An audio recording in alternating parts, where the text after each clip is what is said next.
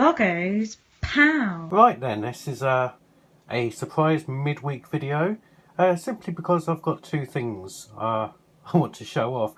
First off is a game, second off is I do want to test out my new open source scan converter that I've received and make a video with it from beginning to end. This is going to be quite a short video, so don't expect anything special. So, on with the game. So, what were people doing in 1987? They were looking at pictures of Maria Whittaker and Wolf from Gladiators while chopping each other's heads off in Barbarian. And I'd imagine quite a few of my viewers would say, what the fuck's that doing on a Megadrive? Well, it turns out that there was a French chap, whose name I can't remember, who converted it to the Megadrive around about 4 or 5 years ago. And I was browsing the catalogue of a certain well-known, what should we say, Far Eastern importer, exporter shop, website which specialises in, well, shall we say, legally dubious wares. And I saw this for a few pounds and I thought, whoa, what the hell? So here we go, Barbarian, the 1987 classic on the Sega Mega Drive, in a really horrible, look at that, horrible shiny case. I must get that replaced. But yes, and inside is no instructions, but you do get a cartridge, which again is, yeah, well, you know, it's typical bootleg fare, isn't it? So I understand this is a conversion of the Apple II version of Barbarian or the Atari ST. There seems to be varying reports on what it is. So let's get it slapped in the Mega Drive and see what it looks like. So here we go, Barbarian on the Mega Drive, which is, you know, a thing that really shouldn't be. So what we got? Demo, just saw that. 1 players, 2 players, controls, I know the controls. Story, which is, no, of course, the story. Yep, read that. Skip to the end. So let's get this started. Oh, and I do remember the moves very well. Now this was notable because there was a controversy over this, not because of the violence though, but because of the cover artwork, which featured a, before they were famous, Wolf from Gladiators.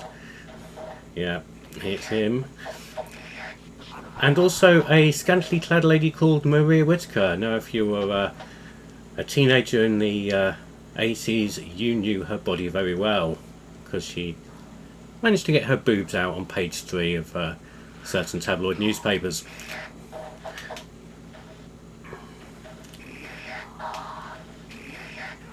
Now if you're not familiar with page 3, just imagine picking up a tabloid newspaper and just to have tits on the 3rd page every single day.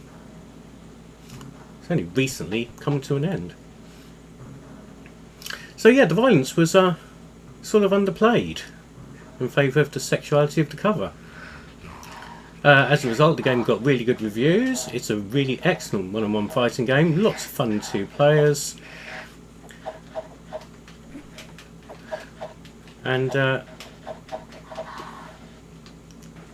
gained a sequel as well called well, Barbarian 2 Dungeons of Drax, I believe it was called.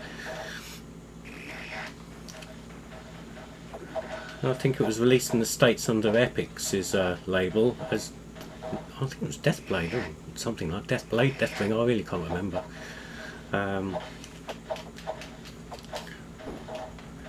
But I'm sure there was many readers of Crash or Zap which had the poster of this on their bedroom walls. I do believe W.H. Smith's had it toned down and released a cover with just the Barbarian on the front rather than Maria Whittaker, and I'm sure she was really pissed at that. I'm going very good with those head slices. Now the other reason I'm obviously popping out this random midweek video is because I'm running this through my OSSC converter, which as you can see brings us some lovely scan lines. That's actually really easy, isn't it? That's really cheesy. If we're playing a two-player game, player two would be pissed off. But anyway, yes, scan line generator. It's maintaining the aspect ratio of the original. My videos up to this point haven't been, because I've been using a cheap HDMI to SCART converter.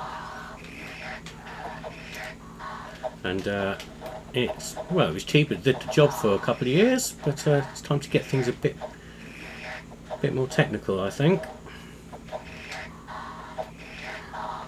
I'm not going to win this one, am I?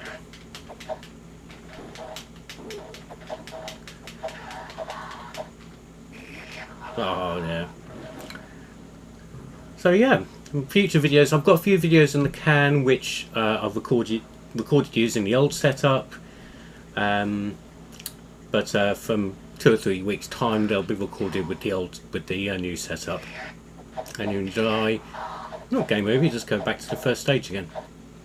I can't remember if that was the case in the real version of the game. I don't imagine this is particularly authentic. But you know, if you can find a copy cheap, fine. Yeah, it's not essential. And to be honest, if you've got an Everdrive, the ROM is out there. And to be honest, it was probably meant to be distributed digitally on the likes of an Everdrive or an emulator, rather than actually playing some scummy pirates for a physical copy, which is what I did, I'm sorry to say. So yeah, have a bash if you liked it back in the day. It is a good conversion, so heads off to the man who programmed it. Yeah, subscribe or naff off!